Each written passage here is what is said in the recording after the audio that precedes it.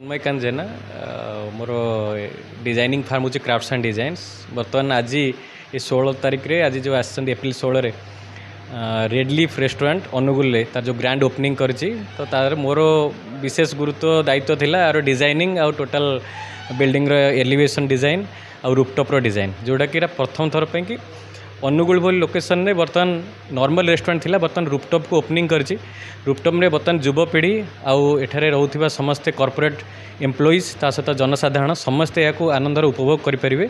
बर्तमान 3टा महला बर्तमान एक्टिव अच्छी तले रेस्टोरेंट चली मझीटा हूँ बैंक्वेट हॉल जोटा आप देखिपे ऊपर महलाटा अच्छी रूपटॉप।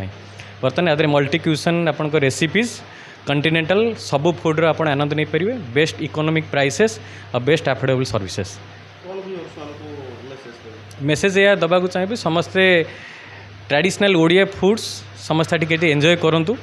विशेषकर जो मैंने कार्य व्यस्त भितर किसी हैंगआउट पे किसी स्पेस चाहते टी फैमिली और कपल किसी स्पेस चाहते से सुंदर भाव में खरा दिन मजा नहीं पारे। ये रूपटॉप उपर चारिपटर गोटे एम्बियंस जो थे कि आपंकर से पूरा फ्री वेंटिलेशन ता सहित आपंकर ग्रीनरी आउ किसी नेचुरल फील्र आर्ट वर्क सहित आप से जगार स्थान मजा नहीं पारे। ड्रीम्स राइडर सब समय रे आपणक सेवारे धन्यवाद।